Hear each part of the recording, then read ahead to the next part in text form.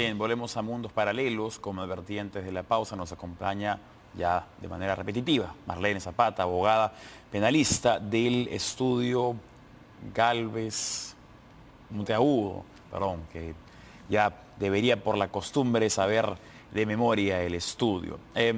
Comentábamos justamente en el comercial que has tenido la oportunidad de ir repasando el chancacón, que representa casi 600 páginas, y me decías que habías identificado algunas cosas que te habían llamado la atención.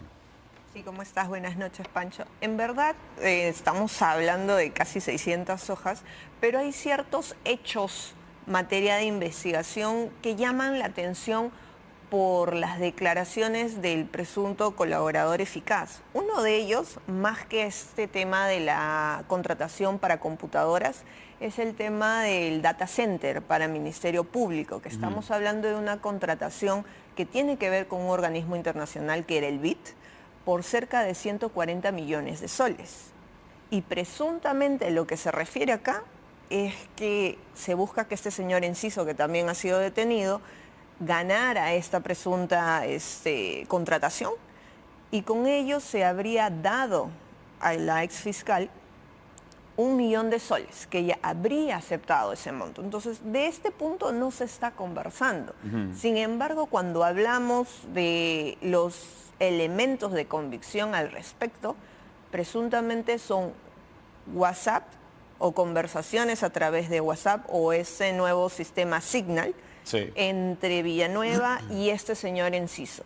Pero no se ve o no se menciona por dónde se habría hecho esta presunta transferencia o entrega de dinero. Ahora, vimos en la solicitud de la Fiscalía para pedir el impedimento de salida de Patricia Benavides que había, básicamente decía, había suficientes pruebas, suficientes evidencias como para hacer la solicitud. Patricia Benavides decía que no la sabía, el abogado de Patricia Benavides decía lo mismo. ¿Presentan pruebas suficientes como para que el caso se mantenga y que realmente la solicitud del impedimento de salida o que el caso contra Patricia Benavides se deteriore? ¿O son tesis, teorías, conjeturas? Lo que sucede es que cuando vamos a pedir una medida como impedimento de salida del país o otra que sea de cierta manera limitativa de tus derechos, vas a ver varios requisitos. Uno de ellos es que existan graves o de cierta manera fundados elementos de convicción, pero por sobre todo que esta persona con su actuar podría afectar el normal desenvolvimiento de las investigaciones. Entonces, ¿cuál ha sido el criterio para el pedido del impedimento? Si, como dijo su abogado, ella ha ido a todas las investigaciones, a las diligencias, no ha afectado el normal desenvolvimiento, ella ya no está como fiscal. Entonces, ¿cómo podría ella mover ciertos hilos para afectar la investigación? Y cuando hablamos de elementos de convicción, siempre se considera que de por sí el solo hecho de tener este título implica que son pruebas suficientes. Pero el elemento de convicción a nivel de una investigación es justamente algo incipiente. Poco a poco, conforme vaya dándose una investigación, hablaremos ya de pruebas que tengan mayor valor. Ahorita, en una etapa preliminar, no podemos hablar de un elemento de convicción seguro como para que se pueda afectar la libertad, así sea un impedimento de salida del país, de esta manera. Bien, tenemos una nota de la unidad de investigación, vamos a revisarla. Por primera vez se narran presuntos sobornos a la exfiscal de la Nación, Patricia Benavides, mientras ejercía como titular del Ministerio Público. Patricia Benavides le pidió a Jaime Villanueva que avise a su amigo del data center para concertar el otorgamiento de la Buena Pro de un proceso de adquisición de computadoras a cambio de una contraprestación económica. Según la declaración del colaborador eficaz 33-2023, Patricia Benavides recibió 30.000 soles de parte de Jaime Villanueva, su ex asesor, que ahora colabora con las indagaciones. Del testimonio se desprende que la supuesta coima fue entregada en octubre pasado por presuntamente haber favorecido a Inversiones Tecnológicas del Perú, CSAT, en la adjudicación de una compra por más de 3.400.000 soles.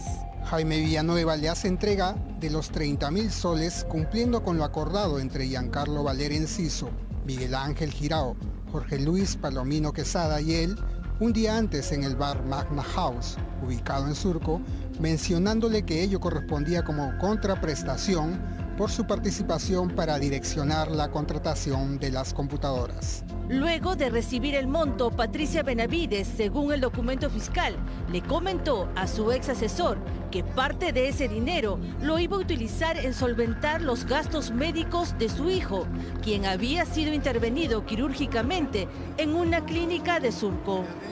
Rechazo la burda maniobra evidentemente concertada de montar un psicosocial con fiscales y policías para impresionar a las autoridades y a la opinión pública y así forzar la injusta destitución pese a la inexistencia de pruebas en mi contra. Durante la gestión de Benavides, Inversiones Tecnológicas del Perú, SAC, se habría adjudicado más de 7 millones de soles en procesos vinculados al Ministerio Público. Al cobro de coimas se sumaría la presunción que la exfiscal realizó destituciones y nombramientos a la medida en fiscalías claves, nombramientos que habrían beneficiado a personajes controversiales. ¿Cuál era su relación con la fiscal con la ex fiscal de la Nación, Patricia Benavides? No la conozco. No la conozco. ¿Y por qué crees que la han detenido entonces? Materia de esclarecimiento. A lo largo de la disposición fiscal, Patricia Benavides es señalada por interceder en el archivamiento de procesos fiscales, en los que habría existido pagos de por medio según el colaborador eficaz. Se investiga una trama de hechos ilícitos que se habrían gestado al interior del Ministerio Público.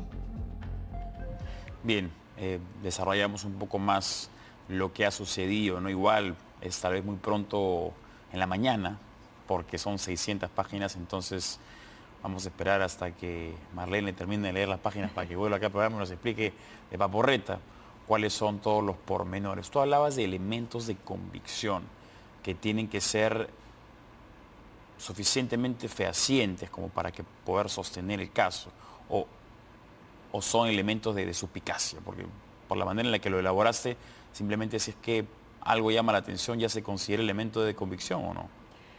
Sí, lo que pasa es que hablemos que acá estamos ante una teoría del caso. O sea, es un caso que ha establecido el Ministerio Público y ellos han señalado declaraciones, la existencia de comunicaciones, chats a través de WhatsApp o Signal. Sin embargo, en puntos tan importantes como es el soborno, no basta el solo dicho del colaborador.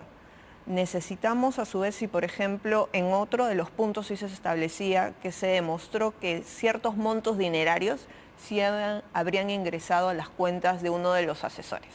Por ejemplo, ese es un elemento que coayuda a la declaración. No solo tenemos el solo dicho, sino también el ingreso a una cuenta bancaria. Para el caso de la fiscal, no se verifica hasta el momento algún elemento indiciario de ese tipo. Solo es el dicho. El dicho nada más. Nada más. Y eso no es suficiente. Y eso no puede ser suficiente. Lo que sucede es que últimamente, desde un poco antes de los temas de Odebrecht, el tema de los allanamientos, las detenciones preliminares, se rigen bajo declaraciones de colaboradores eficaces. Y nuestro Código Procesal Penal actual, que se supone es garantista, no está siendo utilizado a esta medida, sino más a la coyuntura o a la situación política y que genera una inseguridad jurídica. ¿Es una fiscalía populista? ¿Qué cosa? Finalmente sí, y como lo había dicho en algún momento uno de los abogados, la doctora Delia también, que estuvo en un programa anterior, el Ministerio Público está dejando de lado cuál es su norte en la investigación. En efecto, ellos tienen que determinar si existe o no actos de corrupción y todos deben ser investigados bajo la misma vara. Pero no dejemos de lado los pilares fundamentales que deben establecerse en una investigación y que la libertad finalmente privar la libertad es el último recurso en el que debes realizar.